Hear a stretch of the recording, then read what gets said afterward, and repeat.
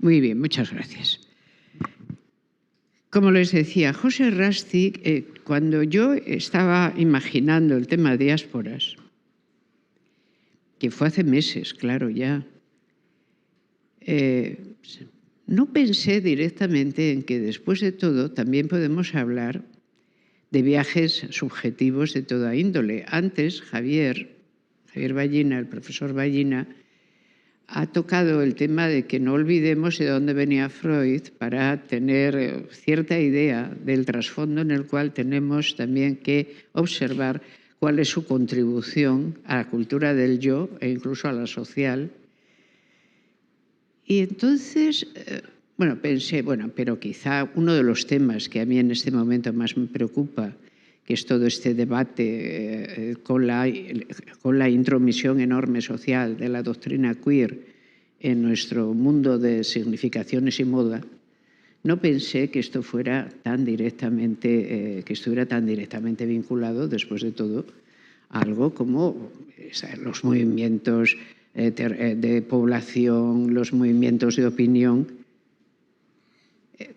Por aquel entonces, cuando yo estaba pensando este tema, José Rasti estaba escribiendo este libro.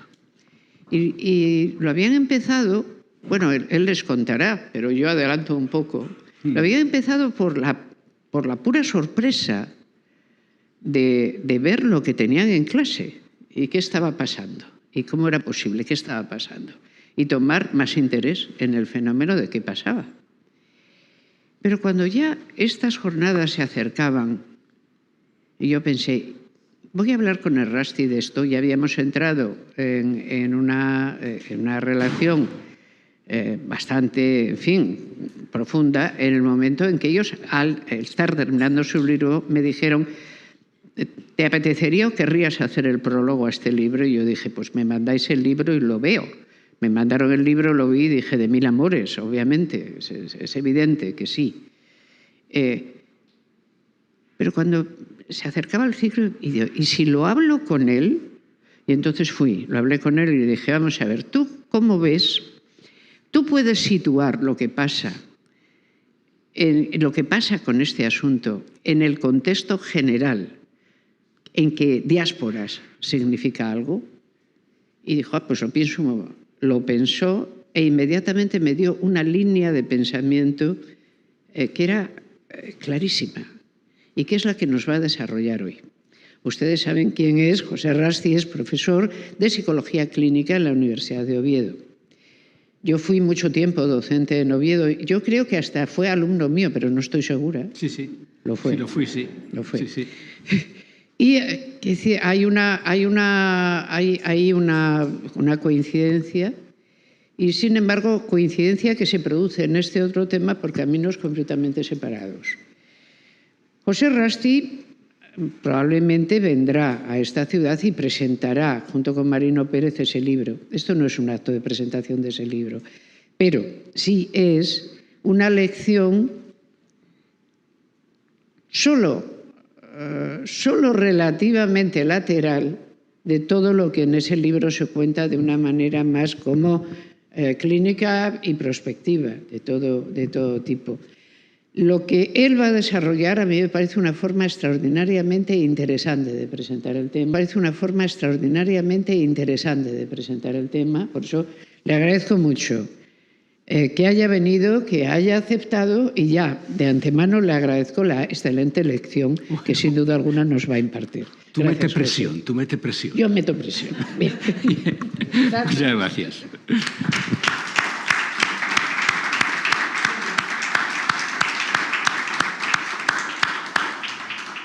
Pues sí, efectivamente, Amelia Valcárcel fue profesora mía, me dio clase de ética y sociología, se llamaba aquella asignatura, yo creo que fue en 1750, 1751, más o menos, ¿verdad?, alrededor de esa época, ¿no? Y hemos tenido ocasión de colaborar, claro, en el libro que hemos publicado recientemente.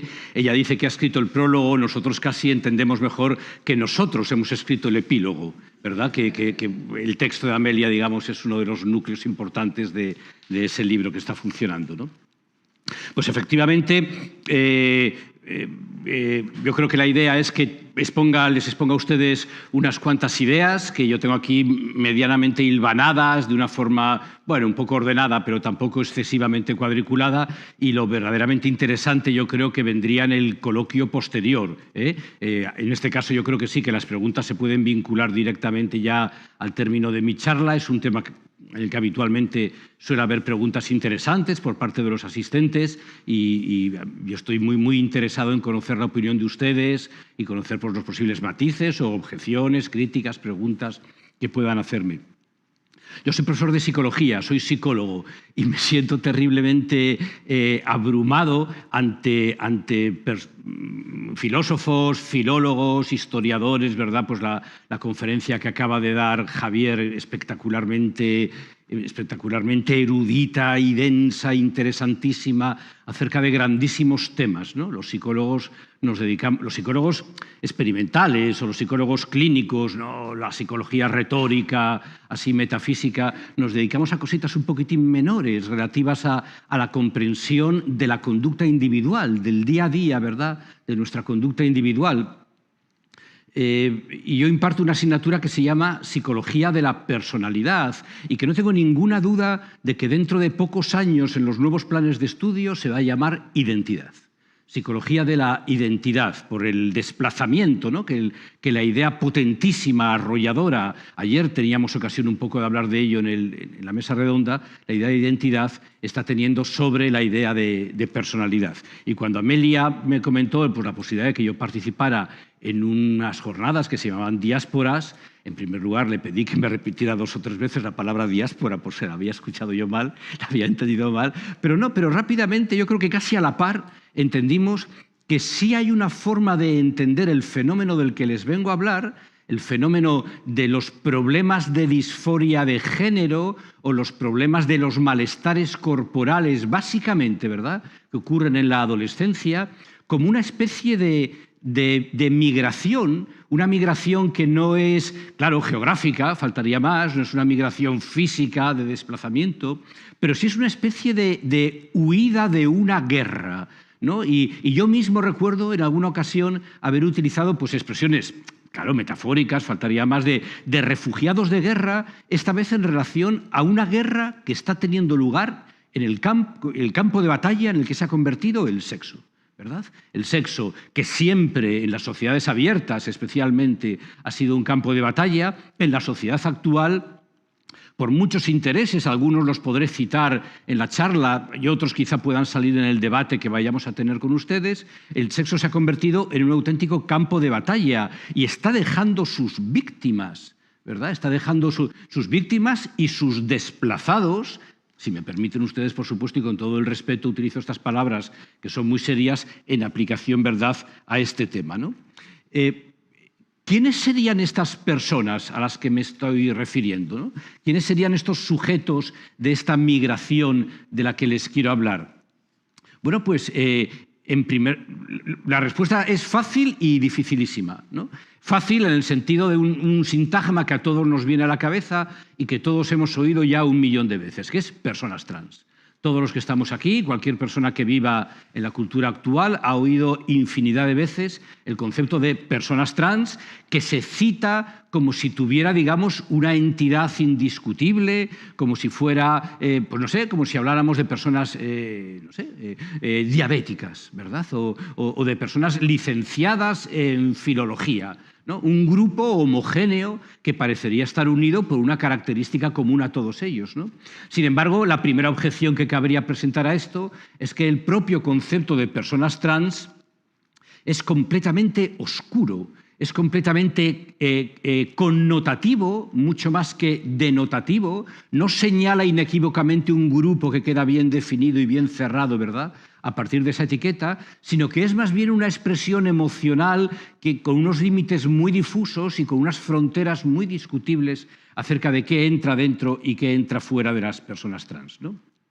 Se presupondría, desde vamos a decir, la ideología oficial o la corriente así, bueno, la corriente principal, mainstream, se supondría que existe una unidad básica entre todas las personas que tienen algún problema con su identidad sexual o con su identidad de género. Aquí ya hemos colado, en lo que acabo de decir, ya hemos colado la primera trampa, ¿no? Yo aquí estoy igualando, ¿verdad?, identidad sexual e identidad de género.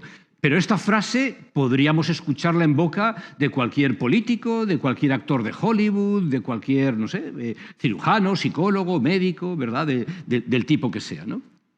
Es lo mismo personas transexuales que personas transgénero, y es lo mismo, es el mismo fenómeno el que se manifiesta en un niño de 3 años o en un niño de 5 años, en una chica de 13, a lo mejor, 13, 14 años, en un paisano o en un señor de 55 años. Es el mismo fenómeno.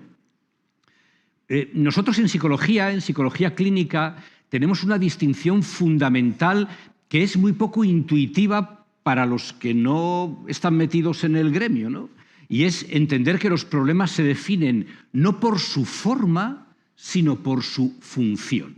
¿De acuerdo? Es decir, dos personas que están, incluso imaginaos, narrando lo mismo, diciendo las mismas frases. Yo podría tener a dos consultantes en mi consulta y dos personas podrían, uno en un momento y otro en otro, decir las mismas palabras prácticamente para definir qué es lo que les ocurre, podrían, sin embargo, estar padeciendo problemas muy diferentes, porque esa conducta, aunque es físicamente, topográficamente decimos, idéntica en las dos personas, sin embargo puede cumplir funciones completamente diferentes, dado el contexto, dado la vida, ¿verdad?, en la que está una de ellas y dado el contexto de la vida en la que está la otra, ¿no? Y viceversa, dos personas que a lo mejor me están describiendo cosas completamente diferentes y que me están planteando un problema que a primera vista parecería diferente, a lo mejor uno pone el acento en la depresión, el otro pone el acento en la ansiedad, el otro pone el acento pues, en el consumo de drogas, etcétera,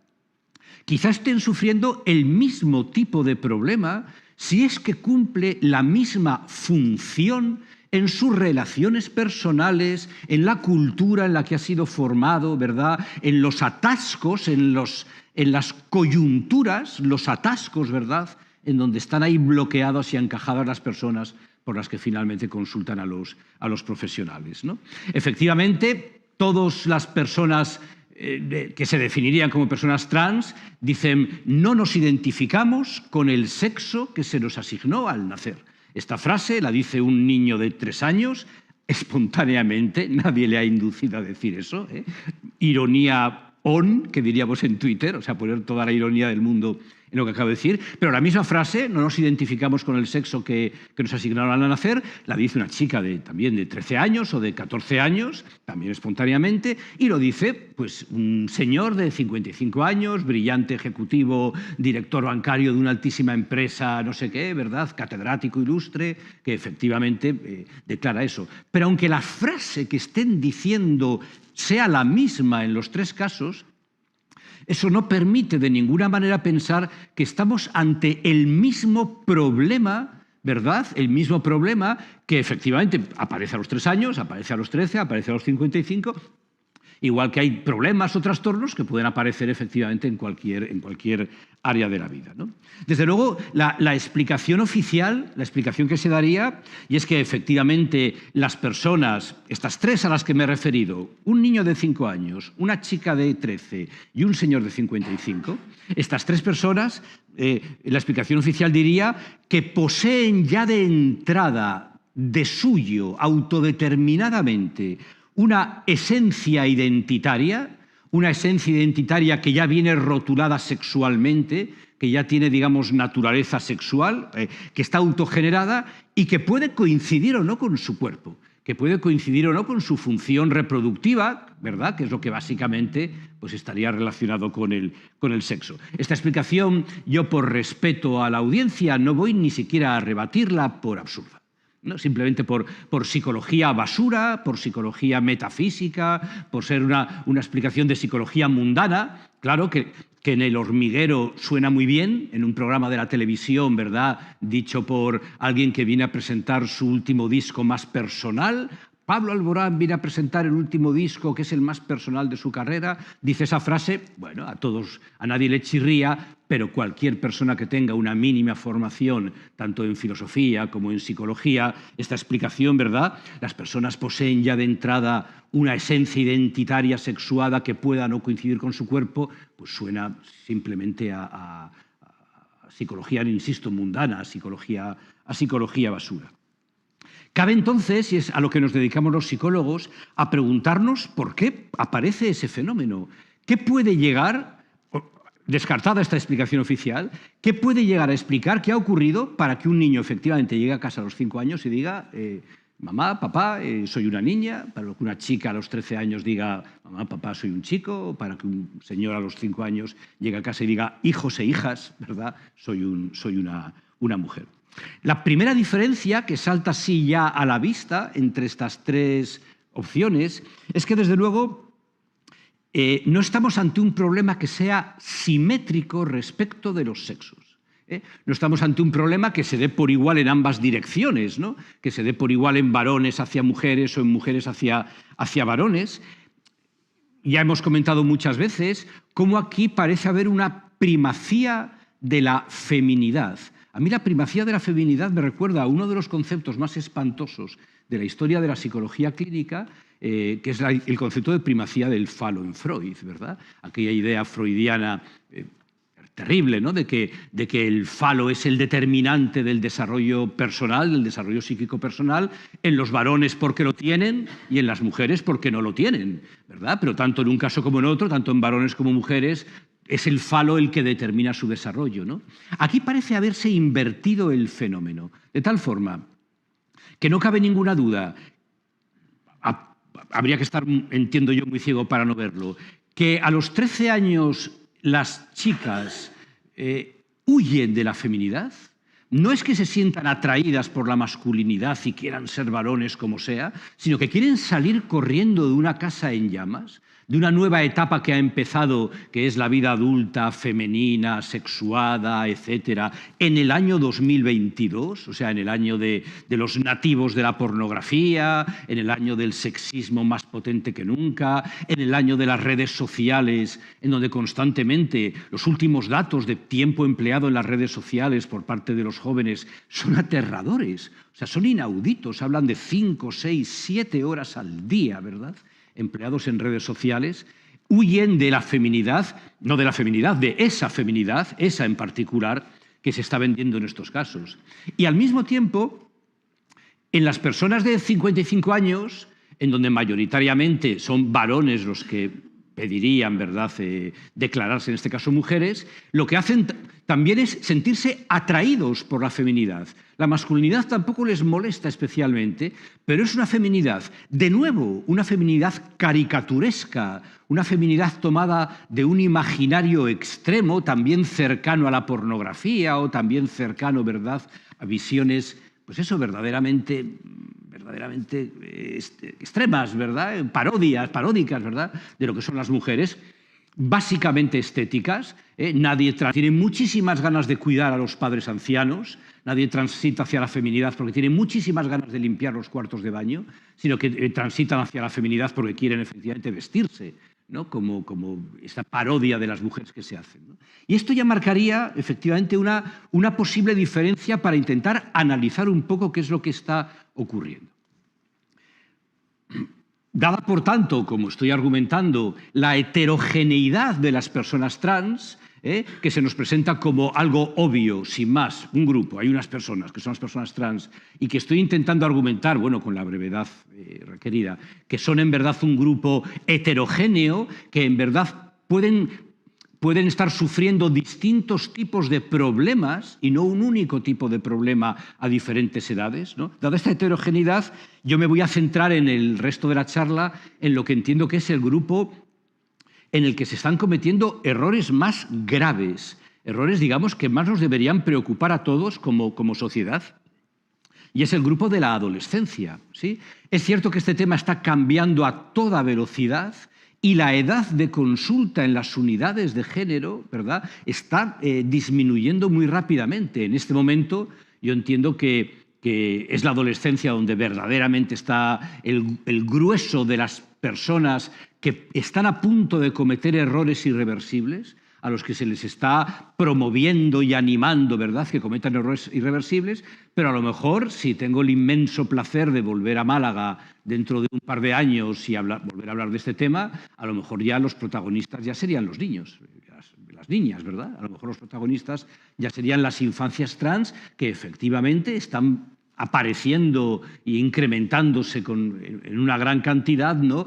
De nuevo se nos vende como es un fenómeno natural que siempre existió, que por fin sale a la luz, una explicación que no hay quien se la crea, que en psicología permanentemente hemos ido oyendo a lo largo de todo el siglo XX respecto de 1000 problemas que efectivamente eran el resultado de la coyuntura social. Los problemas psicológicos son siempre contextuales y sociales, ¿no? Son el resultado de coyunturas sociales, de atascos personales, formas y de valores personalmente irresueltos que se distribuyen simultáneamente en los medios de comunicación, pero que sin embargo siempre en cada momento, dada la ideología del momento, se presenta como la naturaleza expresándose, una realidad interna que se está expresando, ¿no? Antes de la Ilustración siempre Dios era el fundamento del orden establecido de las cosas. A partir de la Ilustración es la naturaleza la que es el fundamento, la que se utiliza como el fundamento del orden establecido de las cosas. Insisto, yo me voy a referir a las adolescencias trans y dado que inmensamente mayoritarias o muy mayoritarias, alrededor del 80%, quizá un poco más, sean siempre chicas, que se presentan como chicos o que piden, ¿verdad?, que se les facilite la transición hacia el sexo género, ahora hablaremos de esto, masculino, pues también me voy a referir mayoritariamente en femenino a las personas que sufren este problema. Vamos a empezar por describir el fenómeno, por dar una descripción así del fenómeno, para que nos hagamos una idea. Estos son los datos que voy a dar, pues son datos del Reino Unido. Les aseguro que no los he escogido porque sea un caso atípico, porque sea así una extravagancia a la que me voy a agarrar, sino que los he escogido porque obviamente, bueno, son datos muy bien publicados, muy bien estudiados y que son completamente representativos de lo que está ocurriendo en todas las sociedades occidentales. A la cosa de 10 años, tan solo se derivaron 40 niñas para el tratamiento de transición de sexo. Aquí niñas, entiéndase, menores de edad, adolescentes, ¿verdad? Adolescentes que se derivaron para el tratamiento de transición de sexo. Estas 40 niñas en 10 años se incrementan hasta 1.806. Esto es un incremento del 4.515%. Se multiplica por 45 el número de adolescentes que solicitan, por favor, que el sistema de salud, ¿verdad?, les facilite la transición hacia la masculinidad, ¿no? La primera clínica de género abre en Boston, hablando ahora ya de Estados Unidos, abre en Boston en el año 2007 y desde 2007 hasta la actualidad, bueno, hasta que nosotros escribimos esa parte del libro. El libro se escribió hace 1 año y pico, porque estuvo ahí unos meses parado en busca de editorial, pero digamos hasta, pues eso, 1 año, quizá 1 año y pico, esa primera clínica se había convertido en más de 300 clínicas en Estados Unidos. Si ustedes ven el mapa, que se encuentra fácilmente en Google, con puntitos anotados en el mapa de Estados Unidos, pues efectivamente ven que en el 2007 hay un puntito puesto en todo lo que es la extensión del territorio estadounidense y en la actualidad pues está completamente salpicado y raro sería, ¿verdad?, el estado que no cuente ya con varias de las clínicas, ¿verdad? Clínicas que realizan a edades tempranas mastectomías, faloplastias, vaginoplastias, etcétera, en los intentos de adaptar el cuerpo a la identidad sentida, adaptar el cuerpo a la anatomía, intentar que mi cuerpo imite en la medida de lo posible, ¿verdad?, la anatomía a la que yo quisiera parecerme del sexo, del género al cual yo quiero transitar, ¿verdad? Esto a veces se le llama cambiar de sexo.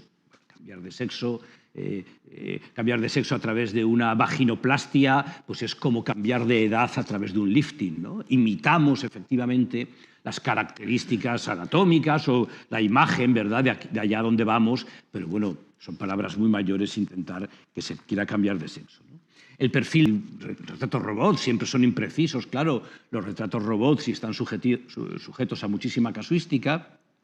Está ampliamente estudiado pues, por la doctora Littman, que presenta los primeros estudios al respecto, y está recogido en un libro de éxito internacional, que es el libro de Abigail Schreier, no sé muy bien cómo se pronunciará, Un daño irreversible, ¿eh? Es un libro que verdaderamente ha tenido mucha difusión mundial y que tanto The Times como The Economist nombraron el año pasado, en el año 21, lo nombraron como el libro del año, ¿no? Efectivamente, su perfil pues, es de chicas que no habían dado graves problemas en este tema hasta llegar a la adolescencia, inseguras, tímidas, en ocasiones buenas estudiantes, con problemas en sus relaciones personales. Hablamos de la adolescencia, ¿verdad? O sea, ¿quién no tiene problemas en sus relaciones interpersonales, pero que efectivamente se le hace especialmente cuesta arriba este tipo de nacimiento a esta nueva vida, ¿verdad?, en la adolescencia? No es raro, es de hecho mayor que por término medio, que estas chicas hayan tenido algún otro tipo de problema con sus conductas durante la infancia, ¿verdad?, que ya previamente en los años infantiles hayan tenido problemas pues, también de aislamiento, de falta de conexión emocional, de algún tipo de problemas que podrían recibir categorías así, etiquetas médicas y diagnósticas, de las que yo no soy particularmente amigo, porque creo que sustancializan lo que en verdad son cosas mucho más fluidas y mucho más cambiantes, ¿no?, especialmente a estas edades, ¿no? Recuerdan estos perfiles, en cualquier caso, a otro tipo de problemas que se han ido dando a lo largo del siglo XX, un fenómeno, XX y XXI, un fenómeno que no ha sido suficientemente estudiado y que convendría estudiarlo, es como, pues desde la histeria freudiana de finales del XIX en las grandes ciudades europeas, ¿verdad?, de la Europa occidental, se van sucediendo una serie de trastornos, todos con un mismo perfil y que van adoptando diferentes modelos, ¿verdad?, diferentes formas de presentarse, pero volvemos a lo mismo que comentábamos al principio, de que la forma no es relevante, lo fundamental es la función que está cumpliendo y que recuerdan, con sus diferencias, faltaría más, no estoy haciendo una similitud, pero recuerdan un conjunto de problemas como son a veces los trastornos límite de la personalidad, algunos trastornos de la alimentación, etcétera, y que siempre parecen tener un sabor a huidas de la vida adulta, dada la feminidad espantosa que se les ofrece, ¿verdad?, como ahora te toca salir a jugar este juego que no quieres jugar, ¿verdad? Eras una niña, iba todo bien, pero ahora te toca salir a jugar este juego en el que desde luego tú no tienes ninguna sensación de jugar. Nos interesa muchísimo insistir, y esto ha de quedar clarísimo, que estamos ante un problema real, absolutamente real. Esto no es cuento, no es teatro, no son chicas, yo qué sé, maleducadas, malcriadas, caprichosas, ¿verdad? De ninguna de las maneras. El sufrimiento que narran es un sufrimiento absolutamente cierto que nadie pone en duda y no nos mueve nada más que encontrar la mejor forma de ayudar. Pero la mejor forma de ayudar no necesariamente es la que nos demandan. La mejor forma de ayudar, no sé, a una persona que tiene cualquier problema, a veces sí será darle la razón y entender que la ayuda que está pidiendo va en el camino que le mejorará su estado, pero a lo mejor la ayuda que está pidiendo pudiera llegar a ser incluso contraproducente, ¿no? Y en ese sentido pedimos que se nos permita investigar sobre el tema como investigamos en cualquier otro problema emocional, en cualquier otro problema psicológico, ¿verdad?, que nos encontramos constantemente en todos los ámbitos de la psicología clínica. No se discute que sean hechos reales, sino cómo se han hecho reales. Esta es la cuestión, ¿no? Y se rebate y se niega, ¿verdad?, la explicación meramente naturalista de que han ocurrido porque sí. No, esto es porque sí, y no debes preguntar el porqué de las cosas, porque si preguntas el porqué de las cosas, les estás faltando al respeto a la persona, estás poniendo en duda su narración. Bueno, cualquier persona, cualquier profesional que atiende cualquier problema de cualquier tipo, escucha lo que le cuenta la persona y a partir de eso dado el conocimiento que el profesional tiene, lo reinterpreta, efectivamente, lo reanaliza, intenta entender qué es lo que verdaderamente está ocurriendo a partir de la narración que está haciendo esta persona. Ha de ser la racionalidad científica la que guíe cómo mejor intervenir en estos temas y no un buenismo empático, no un buenismo moral bien intencionado. Aquí todos estamos bien intencionados, o sea, no toleraríamos que nadie se arrogue que estar mejor intencionado que yo, ¿verdad? Todos estamos igualmente bien intencionados. Aquí absolutamente nadie odia. ¿No? Sería completamente ridículo que los psicólogos clínicos, ¿verdad?, odiáramos a las personas que nos están contando sufrimiento en la consulta, pero queremos entender qué es lo que verdaderamente les está ocurriendo. Y vamos a proponer, o voy a proponer, unas pinceladas, porque este es un asunto muy complejo, unas pinceladas de por dónde podrían ir las cosas para entender cómo es que hayamos llegado hasta aquí, ¿verdad? Y para explicar por dónde pueden ir las cosas, lo primero que hay que explicar es hacer un poquito de historia y explicar cómo el concepto de estereotipo sexual constituido en la literatura en los últimos, a partir de los años 80, queda sustituido por el concepto de sexo, perdón, por el concepto de género, quería decir, y cómo el género pierde rápidamente el significado que tenía originariamente desde el estereotipo sexual y sencillamente se devora al sexo. Como el género se come directamente a la idea de sexo y sustituye ya en todos los ámbitos de la vida cotidiana a la idea de sexo. Para esto hay que hacer, pues nada, un breve paréntesis que seguramente será redundante para muchísimos de ustedes que saben perfectamente lo que voy a contar ahora en 2 minutos, pero siempre también es cierto que en las charlas nos encontramos con personas que aún no lo tienen del todo claro. Así que permítasenos, por favor, 2 minutos, hacer una distinción entre sexo y género, que es una distinción, digamos, muy clásica, pero que, bueno, en los medios de comunicación parece estar confundiéndose, ¿no? Cabría entender que el sexo sería un aspecto de una dimensión biológica y que está obviamente vinculada a la reproducción. El sexo, todos sabemos de dónde vienen los niños y efectivamente el sexo está vinculado a la reproducción. La reproducción en nuestra especie animal es binaria. Cuidado, lo que es binaria es la especie, no los individuos, ¿de acuerdo? La especie humana pues es múltiple en grupos sanguíneos. No sé si habrá alguna palabra técnica para referirse a la multiplicidad de grupos sanguíneos, no lo sé, en medicina. Pero es la especie humana la que es múltiple en grupos sanguíneos. Yo no soy múltiple en grupos sanguíneos, ¿verdad? Yo tengo el grupo que tengamos. Conviene no confundir las características de las especies, que no necesariamente son las características de los individuos. La especie humana es bípeda, pero si yo pierdo una pierna ahora en un accidente de coche, no dejo de ser humano. O si por lo que sea yo puedo nacer sin una extremidad, no por ello habría dejado de ser humano. Obviamente el sexo como herramienta reproductiva, como herramienta vinculada al placer, a un placer muy, muy relevante, ¿verdad?, en la vida emocional y afectiva de la especie humana, tiene infinidad de repercusiones antropológicas, sociales, psicológicas, de todo tipo, ¿no? Pero que las cosas tengan repercusiones antropológicas no implica que su naturaleza sea antropológica. Que las cosas tengan repercusiones psicológicas o emocionales no implica que su naturaleza sea emocional. Que te toque la lotería tiene sin duda importantísimas repercusiones psicológicas y emocionales, pero no es un hecho emocional, ¿verdad? El fallecimiento de un familiar cercano, de una persona querida, tiene importantísimas repercusiones emocionales, pero no es un hecho emocional, ¿no? Y al lado, mejor que contra este sexo al cual me he referido, aparece el género. El género como una construcción cultural, política, tanto material como simbólica, que básicamente perpetúa relaciones de poder. Perpetúa relaciones de poder en cada sociedad con sus matices, en cada sociedad, ¿verdad?, pues las que en ese momento estén funcionando, y que se pretenden articular como derivados naturales, entre todas las comillas, claro, naturales, derivados naturales de los sexos, de tal forma que es natural, por así decirlo, que las mujeres se queden en sus casas cuidando de la prole y de los ancianos, mientras que los varones, por el contrario, salgan a la calle, al exterior, y se ocupen de hacer trabajos públicos o cosas por el estilo. Los estereotipos sexuales, obviamente, no son binarios. Obviamente,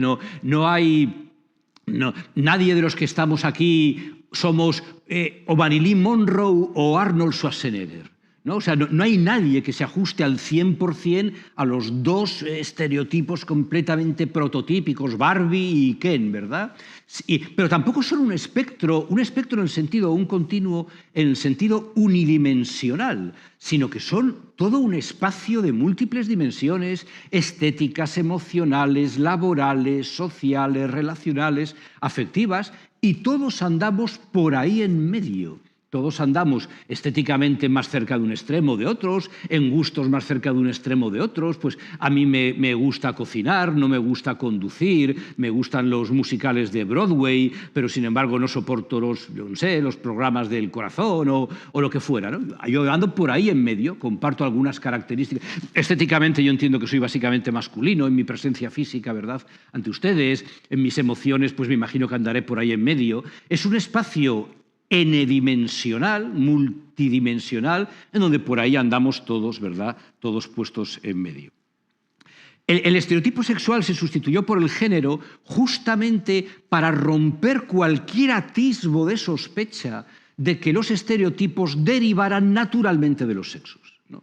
De tal forma que como estereotipo sexual llevará adjetivo sexual, ¿verdad?, en su sintagma, se prefirió el término género para indicar que son dos cosas completamente diferentes que tenemos que separar y colocar a un mismo nivel. Hay una dimensión biológica indiscutible, ¿no? Nadie puede negar que las mujeres gestan y que los varones fecundan, ¿verdad? Y luego hay construcciones políticas interesadas en perpetuar relaciones de poder, pero que han de ser colocadas a un mismo nivel, no una como epifenómeno de la otra, no una como derivada, ¿verdad?, o como secundaria a la otra. Sin embargo, esta aparición de este género, que es recibido con alborozo y con alegría pues, por los estudios de género, las cátedras de género, todas las disciplinas, ¿verdad?, vinculadas alrededor del género y demás, conduce a una apoteosis generista en donde lentamente el género empieza a cambiar el significado que originariamente era, insisto, sinónimo de estereotipo sexual, y comienza a derivar hacia un significado subjetivista, hacia un significado psicologicista, internalista, que ya de pronto, poco a poco, va perdiendo su conexión con lo que era la propia naturaleza de los estereotipos sexuales. No hay que olvidar que estamos en una sociedad en donde el criterio de verdad es la subjetividad. La subjetividad ya es un criterio de verdad que está por delante, por encima, ¿verdad?, de criterios objetivos que pudiéramos acordar entre otros, ¿no? Y efectivamente el género deriva hacia una reinterpretación subjetivista que le dota, paradójicamente o en contra de lo que hubiera pasado en otras épocas históricas, le dota de mayor solidez o digamos de mayor importancia y de mayor presencia. Y ocurre lo que nosotros hemos llamado en el libro, yo entiendo que es uno de los conceptos centrales del libro, y de hecho era el título original del libro, ¿verdad? Ocurre el espejismo queer. Mal título, aceptémoslo. Es mejor el que finalmente quedó. Pero el título original que tuvimos durante varios meses era el espejismo queer. Es decir, de ser el género, el estereotipo sexual, un epifenómeno del sexo, ¿verdad?, pasa ahora a ser el sexo el que se convierte en un epifenómeno, en un fenómeno secundario, ¿verdad?, del género. Es ahora el sexo el que ha de ser, digamos, supeditado al género.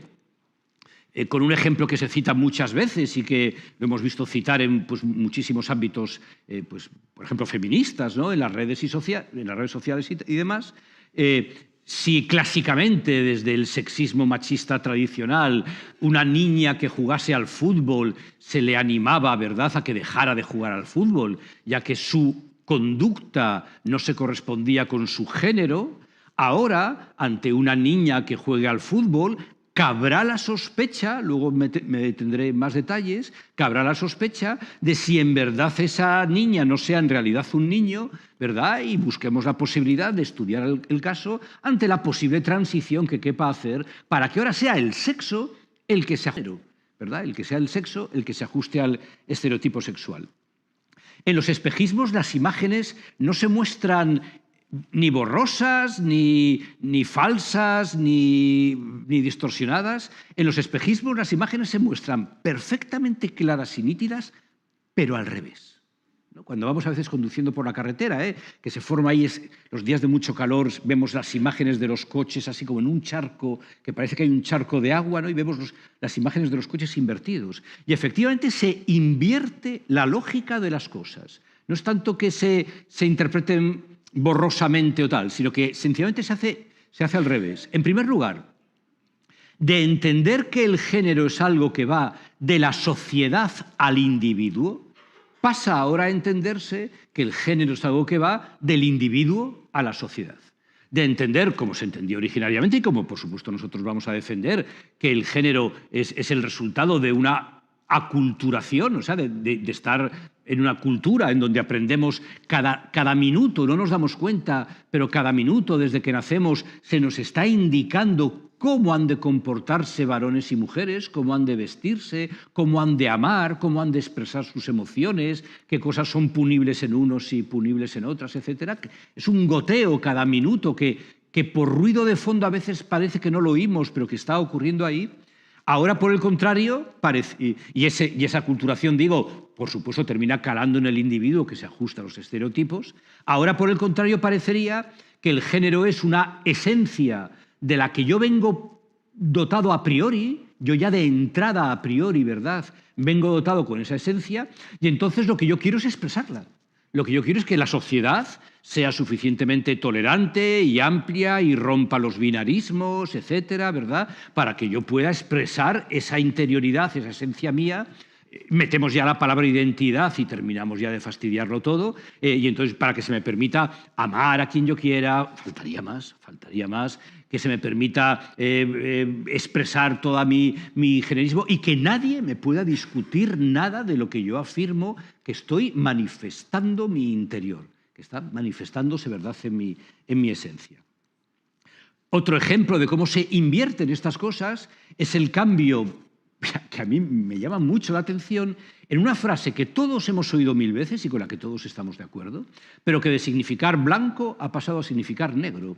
Y es la frase «lo personal es político».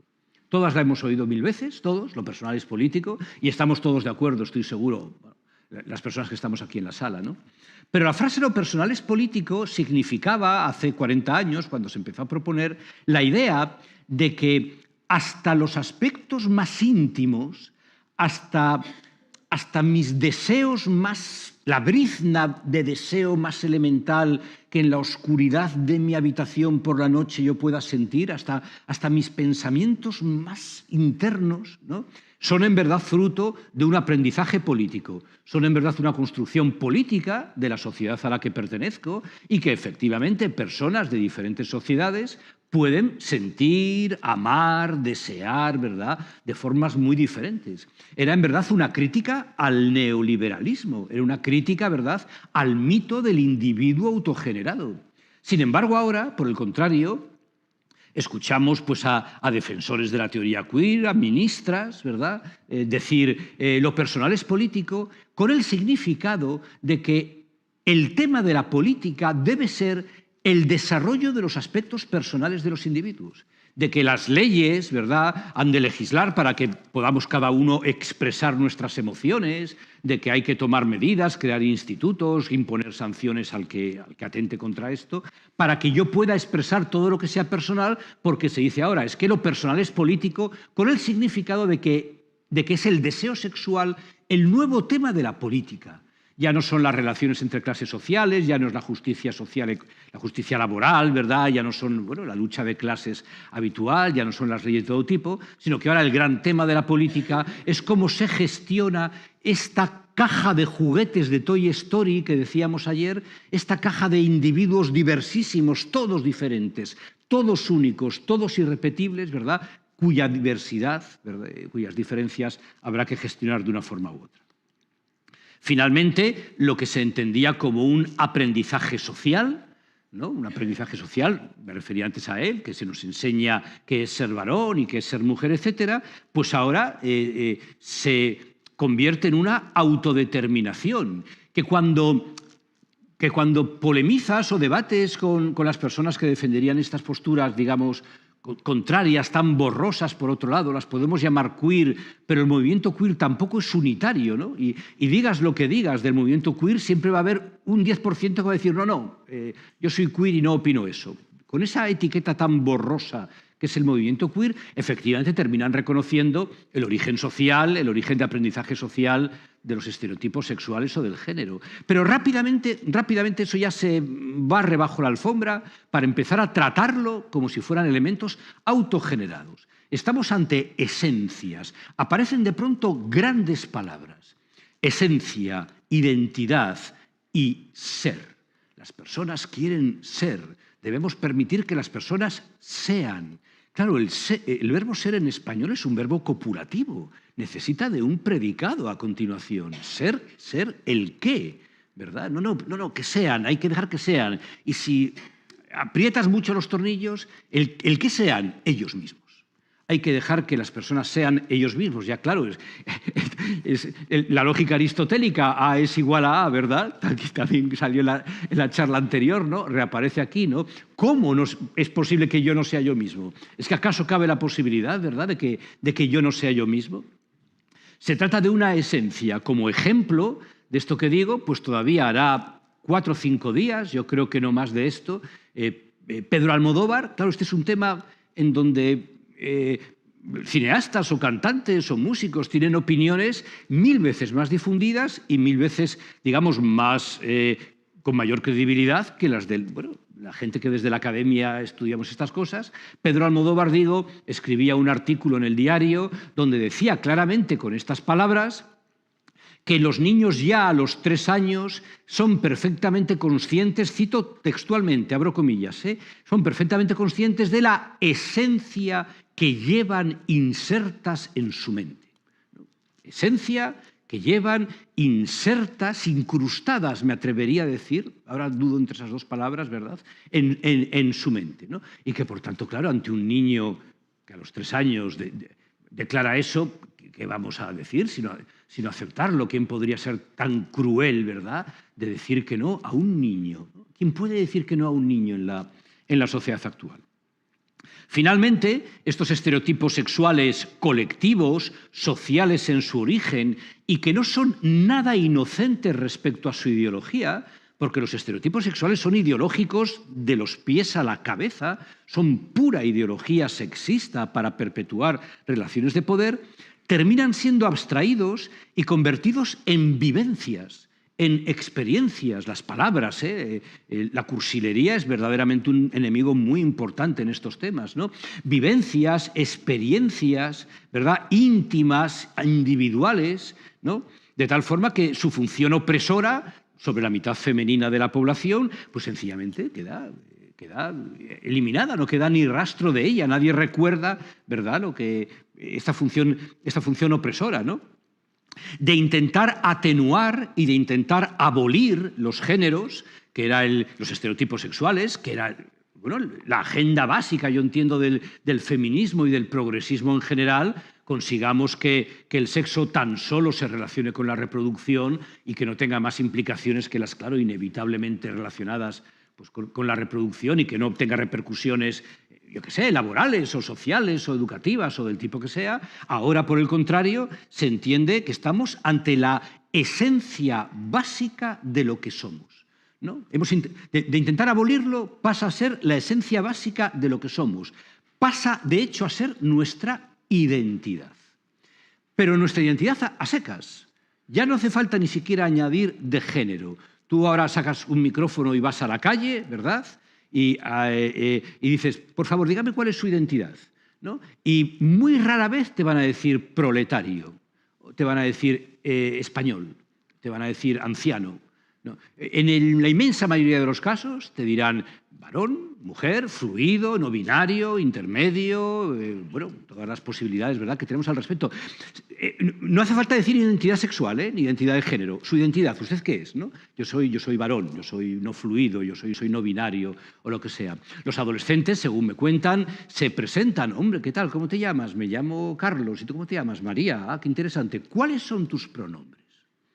¿Cómo quieres que nos refiramos a ti? Nos refiramos a ti, ¿quieres que nos refiramos en masculino, en femenino, con la E, ¿verdad? Con la E, con el sufijo en E, ¿verdad?, que no está marcado. Y en definitiva, de tener una naturaleza política criticable, pasa a tener una dimensión psicológica que no podemos criticar. A alguien, a un adulto, a una joven que defienda que por ser chica debe llevar falda y tacones y ser coqueta y pintarse las uñas y llevar el pelo no sé cómo, yo le puedo decir, oye, cuidado, no, eso no es verdad, eso es un estereotipo al que te estás ajustando, deberías ser consciente de este estereotipo, ¿verdad?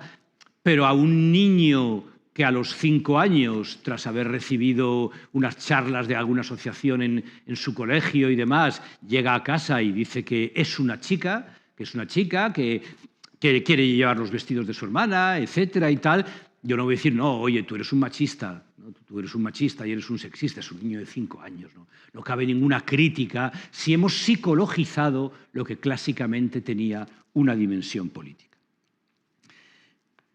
El género, la identidad de género, esta es la parte más heavy de la charla, la identidad de género, pero vamos, yo lo voy a argumentar, ¿verdad?, es el alma, es el nuevo alma, es el alma progre, eso sí. Personas que se echarían las manos a la cabeza y les parecería retrógrado, intolerable, ¿verdad?, la idea de alma sofisticadísima, elaboradísima, por ejemplo, de toda la teología católica, ¿verdad?, la idea de alma. En Agustín, ¿quién iba a decir que íbamos a hablar 2 veces de San Agustín en una charla y en otra? O en Santo Tomás, ¿no? De ninguna manera aceptarían estas cosas retrógradas, así, cosas del Vaticano. Sin embargo, están utilizando, banalizándolo y de una forma mucho más light, descafeinada, mucho menos defendible, una idea completa de lo que es el alma. El alma es el género, es lo que somos. No es biológica, efectivamente, no es biológica, tampoco es aprendida, sino que es una emanación de una esencia que es fruto de una iluminación. De pronto yo me di cuenta, de pronto a los 3 años, a los 15, a los 60, ¿verdad?, yo me di cuenta de que en verdad yo era una mujer. Comentaba Amelia estos días que pocas identidades son tan potentes como las identidades religiosas.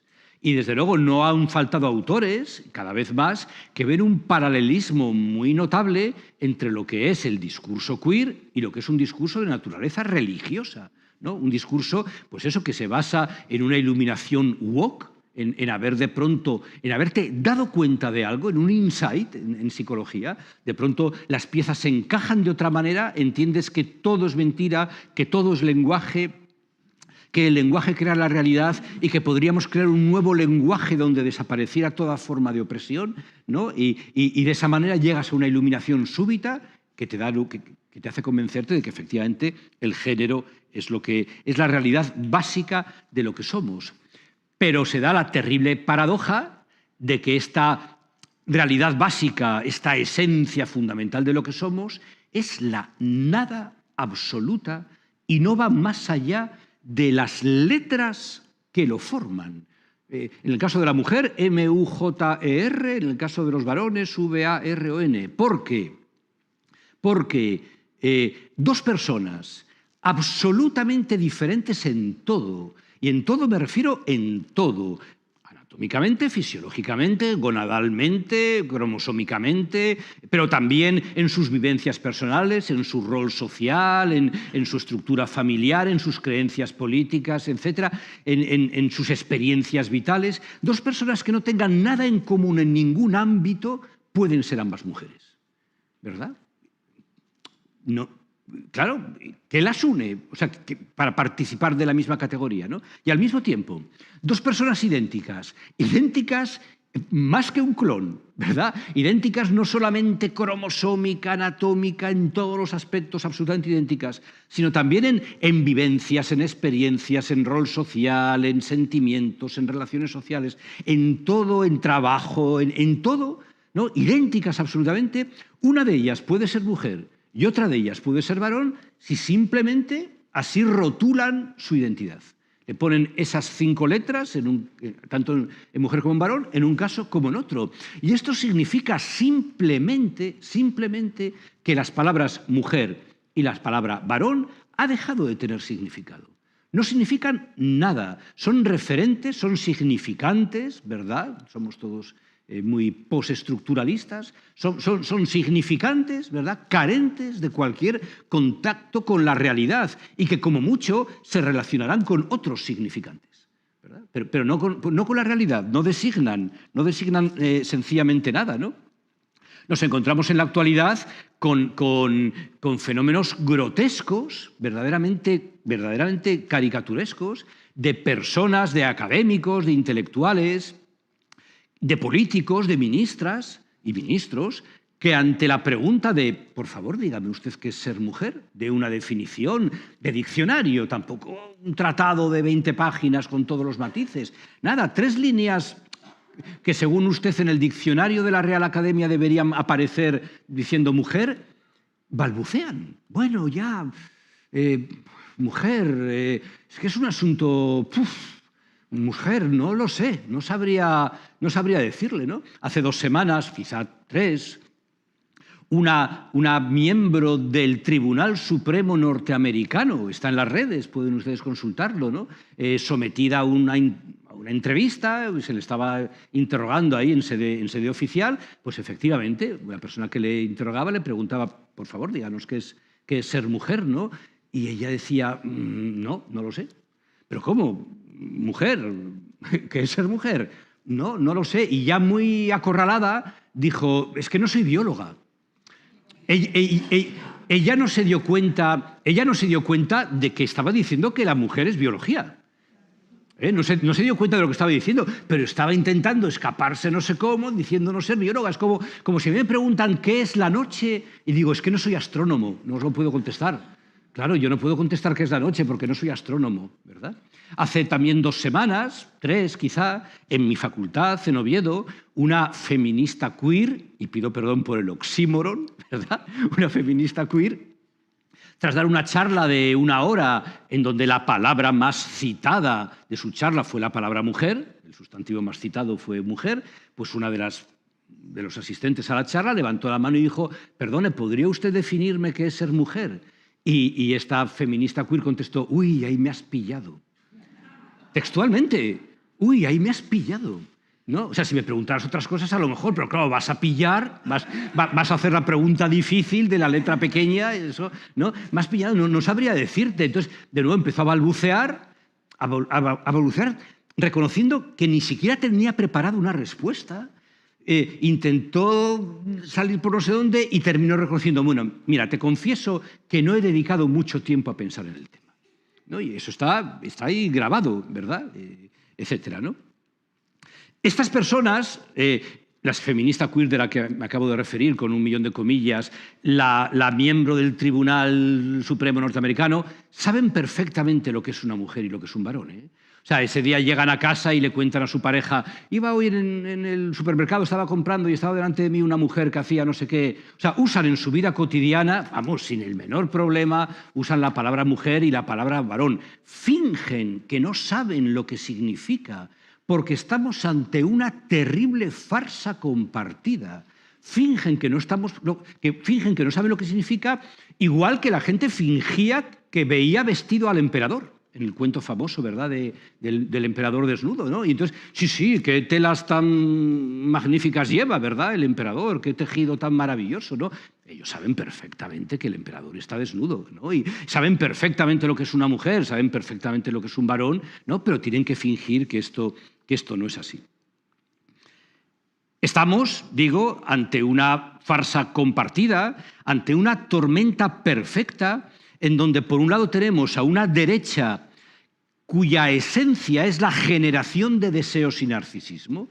El comercio, los centros comerciales, la publicidad, son máquinas de generar deseos y de generar narcisismo. La publicidad hace ya 100 años, 90, desde aquellas campañas de Edouard Vernet de finales de los años 20, que ya no publicitan los productos en función de las virtudes del producto, sino que por el contrario publicitan los productos alabando la personalidad del consumidor. Tal cerveza es fresca como tú, divertida como tú, tal colonia es sofisticada como tú, tal coche es valiente y atrevido y diferente, ¿verdad?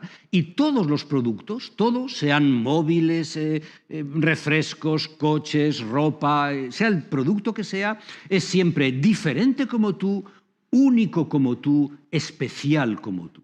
Algunos de los programas que se están impartiendo en las escuelas sobre temas de afectivo sexual llevan epígrafes que se titulan «Atrévete a ser diferente», presentando la diferencia como una virtud, lo cual obviamente implica que la normalidad, por así decirlo, ser personas sin más, ¿no? La sensación de colectividad, de que somos todos iguales y lo que estamos aquí, pues claramente es un defecto, claramente es una señal de debilidad que pueda tener la persona.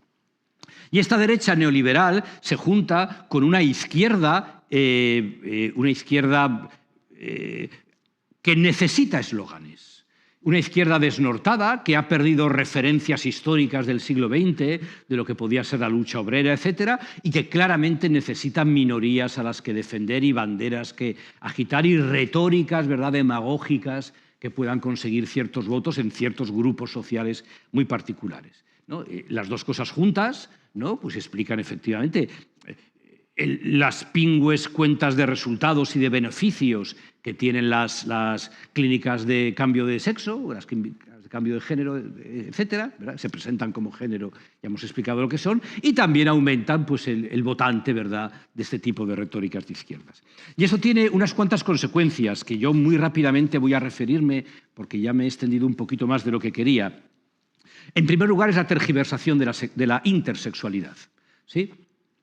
Es necesario ahora que el sexo está supeditado al género, un género que, insisto, no es binario, un género que es multidimensional y etcétera, es necesario que el sexo también lo sea. También sea multidimensional y un continuo y un espectro. Pero es obvio, ¿verdad?, que nos reproducimos, la reproducción de nuestra especie animal es binaria. ¿Cómo poder hacer la trampa de entender que el sexo sea binario? Pues agarrándose a un clavo ardiendo que es los fenómenos de la intersexualidad. El aparato reproductor humano, igual que el aparato respiratorio, igual que el aparato circulatorio, igual que cualquier otro aparato del cuerpo humano, presenta en muy pocas ocasiones, esporádicamente, presenta anomalías en su desarrollo, ¿verdad? Y efectivamente nos encontramos con que más o menos una persona de cada 5.000 nace con un conjunto de síndromes, más de 40, ¿verdad?, de anomalías, pues a lo mejor bien cromosómicas, bien hormonales, anatómicas, etcétera, que efectivamente no se ajustarían a lo que sería el estándar perfecto de lo que es un varón, me refiero a médicamente, fisiológicamente, anatómicamente prototípico, o una mujer.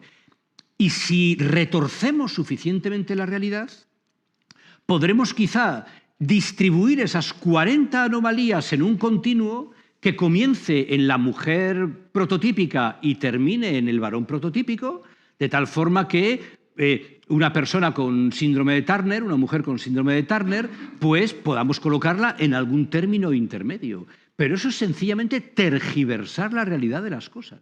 La intersexualidad no tiene nada de inter.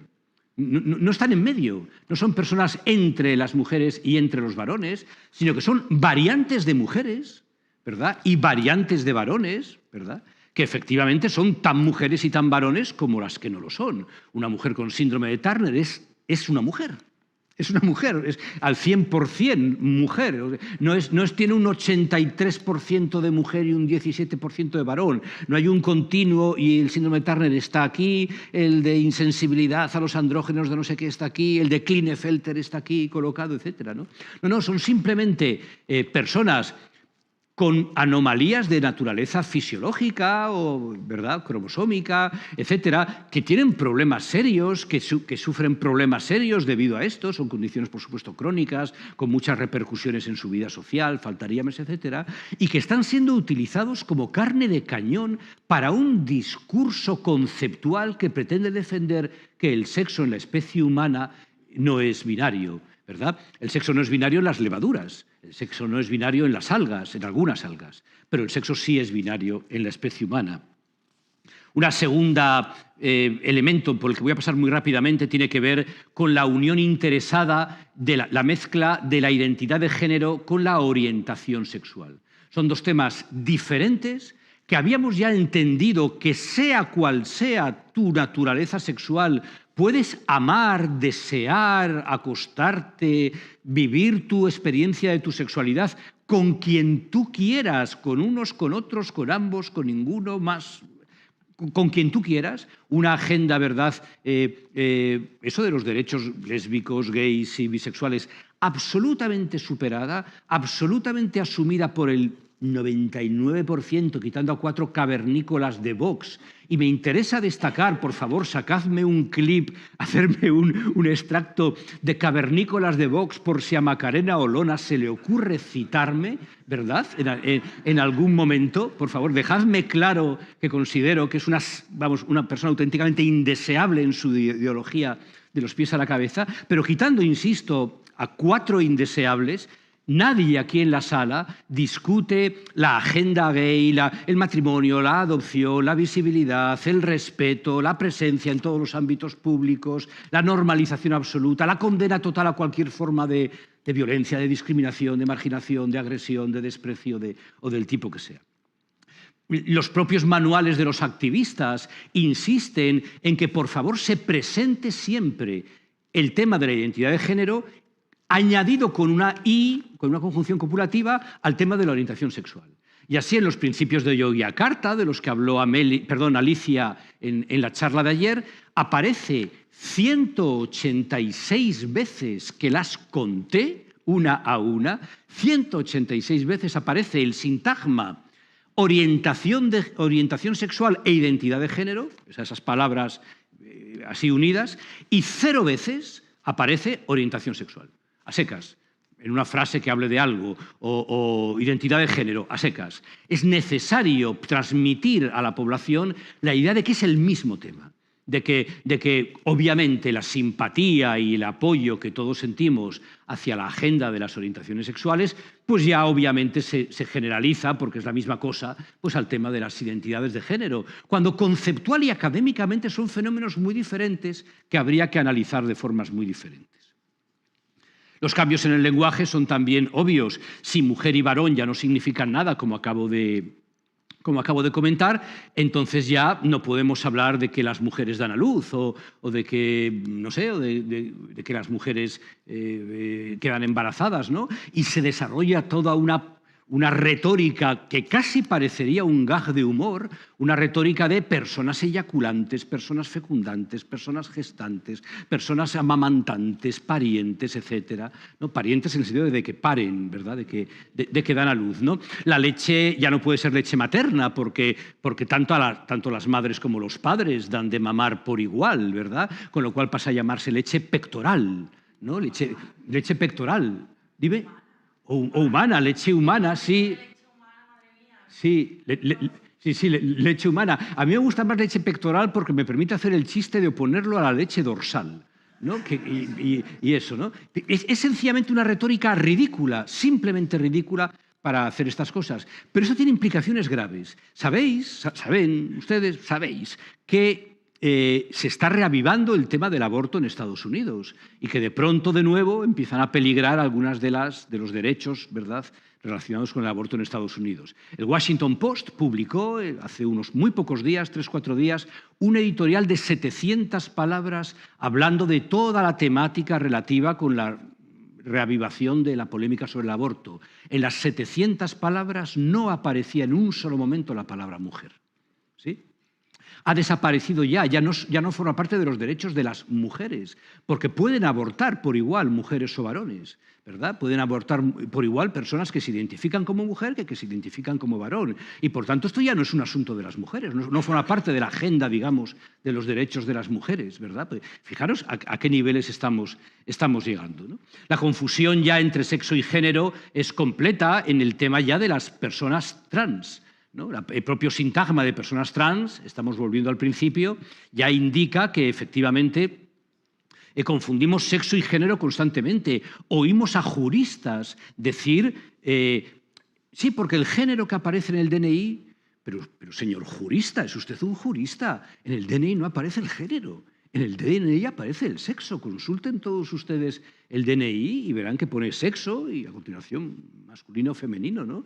Bueno, sí, ¿qué más da, no? En los propios documentos oficiales, en las propias leyes, ¿no? Se habla de identidad sexual o de género. Es aquella que bla, bla, bla, es aquella experiencia, vivencia íntima que bla, bla, bla, y igualando ya de nuevo, confundiendo sexual y género, en donde en verdad todos sabemos que ahora sexual es el epifenómeno del género, es el elemento secundario, que en verdad lo que nos estamos refiriendo es género.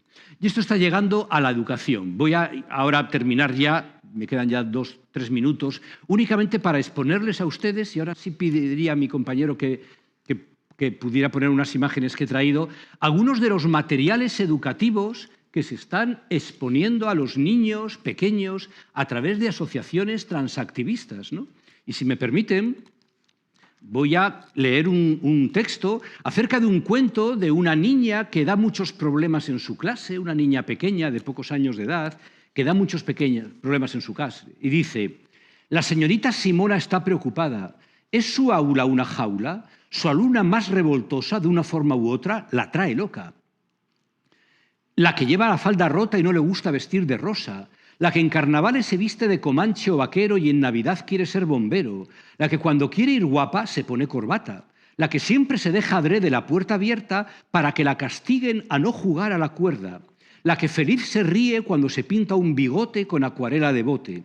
La que salta de alegría cuando da una certera patada a todos los amigos celebran su gol.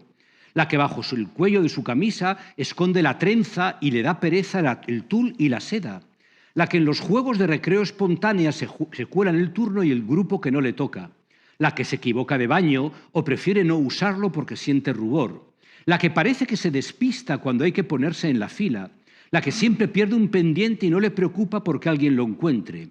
Berta, la que a primera hora se quita la horquilla, quizás no sea una niña. En casa, desde hace unos días, papá y mamá ya lo han entendido. Ya han ido al cole a explicar lo que pasa. Berta es un niño. Parece que es un lío, pero es muy sencillo. Lo dijo desde muy pequeño, pero nosotros, por no saber, no lo supimos atender. Y ahora hemos comprendido lo que antes nunca vimos. Es Daniel. Y la señorita Simona, amable y cariñosa, ¿verdad?, mientras escucha estas cosas, pues entiende lo que está pasando. Esto es una distopía.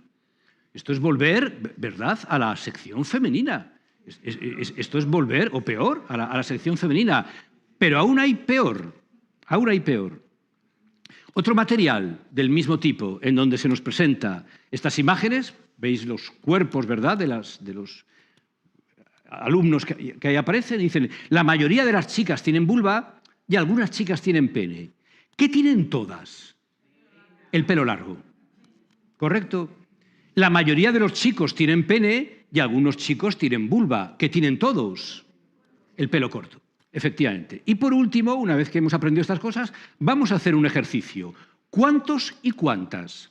La mayoría de las chicas tienen vulva y algunas chicas tienen pene. La mayoría de los chicos tienen pene y algunos chicos tienen vulva. A ver si encuentras en este grupo cuántos y cuántas hay de cada uno. Y entonces se pide al alumno que cuente pelos largos, y diga, pues mira, hay 22 pelos largos y de los 22 pelos largos, 19 con vulva y, yo qué sé, 15 pelos cortos, y de los 15 pelos cortos, 12 con pene y 3 con vulva, ¿no? Este es el ejercicio que tienen que hacer los niños, ¿no? Después, cuando vuelvan a casa y a los 4 años, a los 5, y digan, papá, mamá, soy una niña, dirán, ha brotado de él, ¿verdad? Espontáneamente, es que está manifestando su identidad interior, ¿no? Y nada más, me he extendido un poco más de la cuenta y les pido perdón por ello y quedo a la disposición de sus preguntas.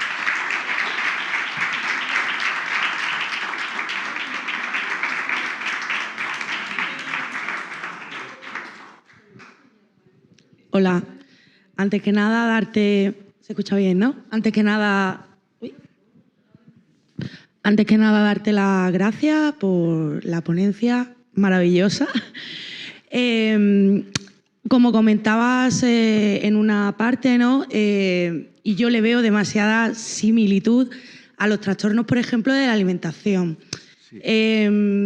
Yo misma soy una mujer que he vivido mi adolescencia en los 2000 y en mi clase había bulimia por contagio, es decir, y anorexia por contagio. Era raro que en una... Vamos, yo misma la padecí. Y claro, lo de no ver lo que tú eres en el espejo, lo veo también yo con estos chavales y estas chavalas, ¿no? El querer cortar literalmente, imaginarte cómo te cortas partes del cuerpo. No entiendo cómo para los trastornos de la alimentación, jamás a mí, o sea, yo en su día dije, bueno, pues con 16 años me quiero hacer una liposcultura para estar bien con mi cuerpo, ¿no? Y claro, mi psicóloga de entonces me dijo que eso no era la solución, obviamente. Ahora bien, ¿por qué para unos trastornos se tutiplén hormonas y cirugía y para otros ni siquiera hay presupuesto para tratarnos por la pública? ¿Qué diferencia hay? ¿Cómo podéis hacer los psicólogos? Y aprovecho también desde aquí que estamos en streaming para solidarizarme con Carola López, ¿no? Por todo lo que está pasando ella, porque me parece una barbaridad que a una psicóloga, a una profesional que ayuda a las mujeres, y en ese caso a las mujeres que sufren violencia obstétrica, nada más y nada menos, a superar los malestares que nos provoca el género, porque al final es lo que decías, ¿no?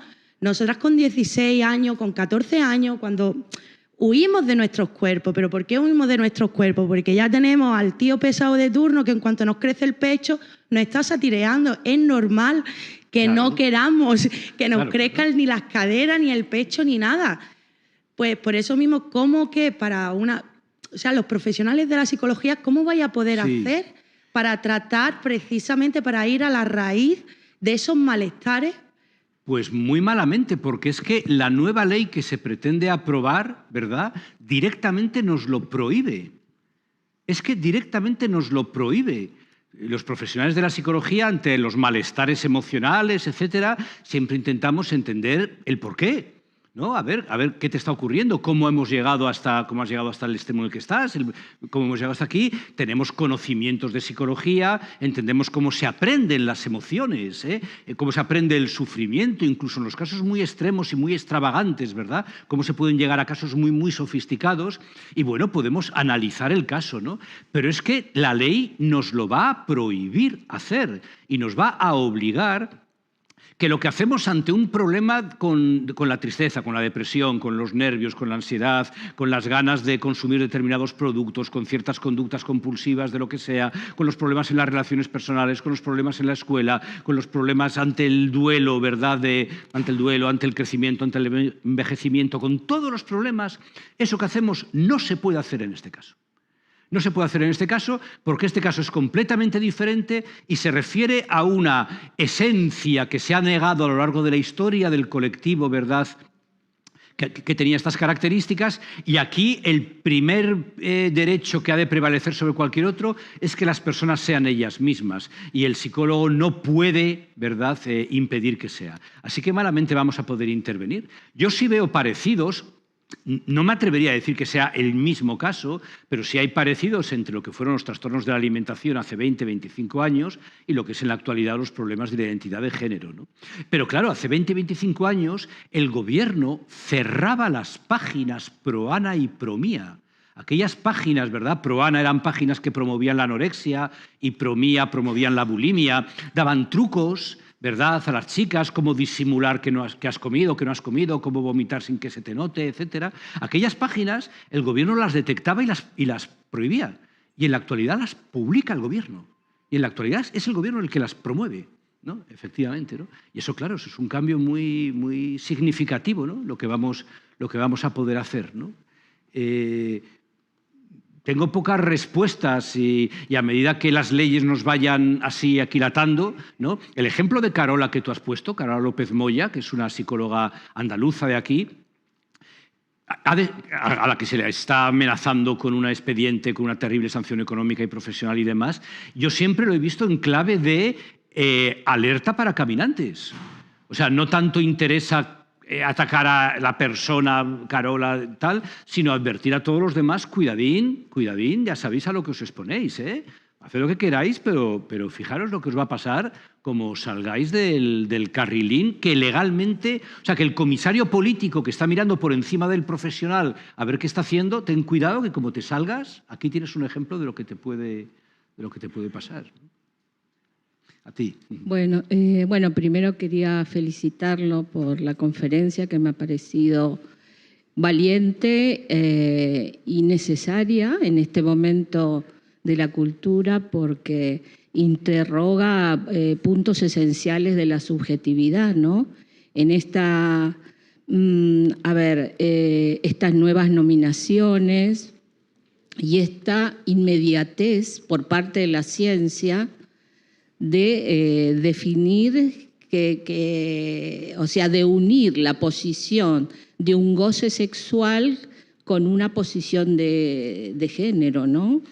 Entonces me parece valiente porque es necesario abrir esta interrogación porque las consecuencias de las intervenciones de la ciencia han traído suicidios y problemas básicamente muy importantes sin, entiendo, interrogar la historia del sujeto.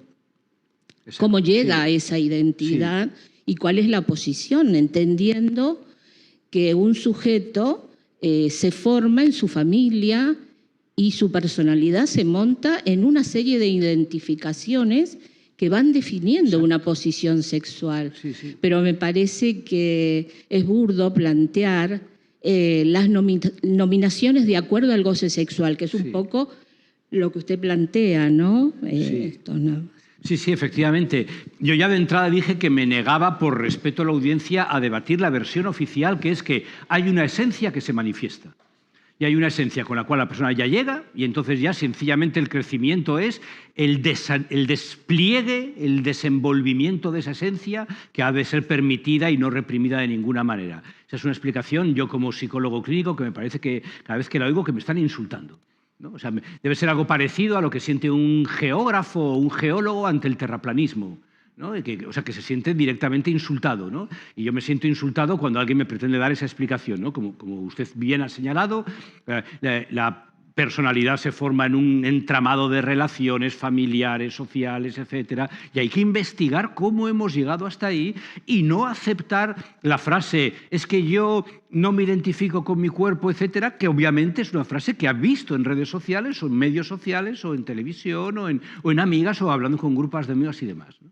Tiene toda la razón, salvo en una cosa, lo de la valentía, ninguna. Valientes son las mujeres de Kabul. Sí, no, de verdad lo digo, ¿no? Valientes son las mujeres que hoy en este momento se están quitando el burka en Kabul, ¿no? A nosotros lo peor que nos ha pasado es que nos cancelaron una charla en Mallorca, con lo cual nos pagaron 3 días en Mallorca gratis el viaje y el alojamiento, y ahí estoy haciendo turismo por la isla, una isla maravillosa, y eso es la peor, digamos, agresión que hemos recibido, ¿no? Con lo cual, bueno, valentía...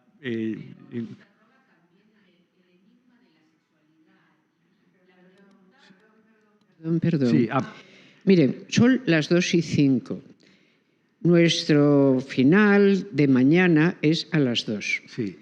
Como mucho, las preguntas que no se puedan llevar a la tarde, que la mesa redonda existe como coloquio de las intervenciones que se llevan a lo largo del día, las que no se pueden llevar a la tarde, como mucho en este momento nos podemos permitir 6 minutos más, hasta las 2:10, para que exista alguna otra intervención. Si tomamos la dinámica de sucesivas preguntas y respuestas, mucho me temo que esto no sea posible, pero estamos ante un límite de tiempo que es el que estamos respetando siempre. Yo propongo 6 minutos. Si usted puede brevemente decir cuál es el problema que detecta, porque tenemos el tiempo justo para una intervención más que desde ahora pido a quien sea que levante la mano. Yo he visto una. Únicamente el hecho de que la temática de la intervención de Ballina, de la intervención de la cabecera de Nayat hoy por la tarde es más o menos coherente y más parecida. La mía un poquitín diferente, era por lo que yo preferíamos hacer el debate aquí y después ya tal. Pero preguntas rápidas y respuestas rápidas, ¿cómo no? Hola, muchas gracias por darme el micrófono. Bueno, yo soy Maricruz Almaraz, trabajo en la unidad de atención a personas transexuales de aquí de Málaga. No voy a hacer la historia de la unidad porque excedería el tiempo. Soy médica endocrinóloga y aquí en Andalucía tuvimos la ley, el antecedente de la ley que se está gestando ahora en el Parlamento en el 2014. Entonces, mi compañera y yo, mi compañera Isabel Esteva, que está ahora ya jubilada, hicimos un periplo alertando del disparate que era aquella ley. Tengo que decir que no fuimos escuchadas en ningún medio. Yo creo que, bueno, tampoco voy a decir por dónde anduvimos tocando puertas, pero todos los representantes de Málaga de los grupos parlamentarios en aquel momento fueron llamados por nosotras para que nos escucharan y así lo hicieron, pero no obtuvimos ningún resultado. Bueno, y dos cosas más. La primera, aparte de lo que ha dicho el profesor de ese esencialismo, ahora estamos viendo que también hay un dogma que yo le llamo el de la libre elección, de la elegibilidad. Las adolescentes vienen a la consulta pensando que se elige el género y entonces quieren un poquito de aquí, otro poquito de allá, etcétera. Claro, ahora mismo no tenemos un cuerpo, un equipo psicológico que pueda actuar de manera, como hemos dicho anteriormente, es decir, sin miedo, sin presiones, sin el temor de qué va a pasar. Entonces, bueno, nos encontramos con esta situación.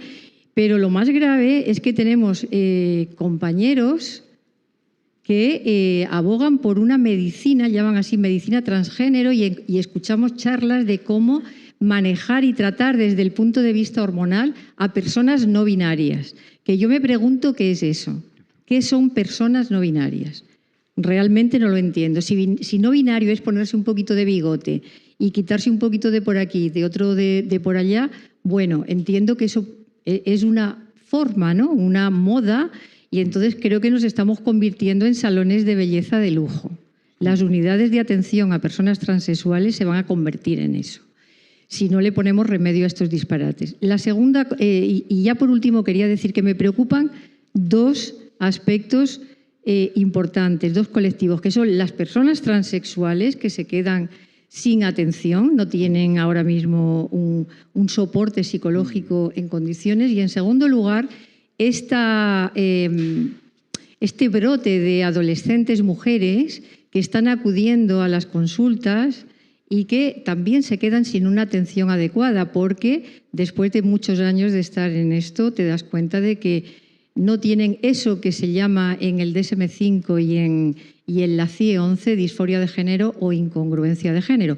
Que esto también sería muy discutible, pero al menos se necesitan equipos fuertes, psicológicos fuertes, para hacer frente a todo esto, que no deja de ser, bueno, pues siguiendo a Lisa Lidman, un contagio social. Sí. Y es una situación muy grave, pero también tengo que decir que las autoridades hacen oídos sordos a todo esto.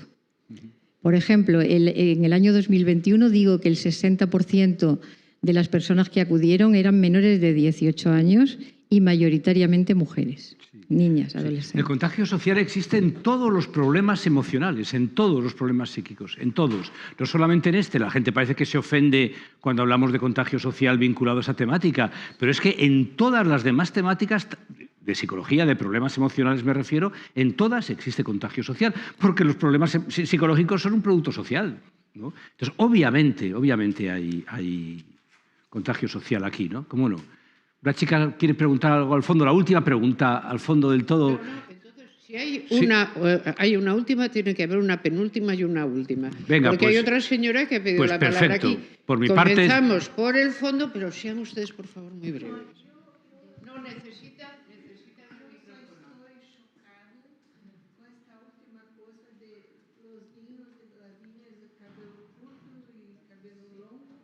Es la única diferencia. Sí. Qué cosa terrible eso, ¿no? ¿Para qué esto? No quiero eso para mis nietos. No, yo no lo quiero tampoco, ¿no? Qué mal, solo esto. ¿Alguien lo puede querer? No sé. Porque hay que defender que la Tierra es plana.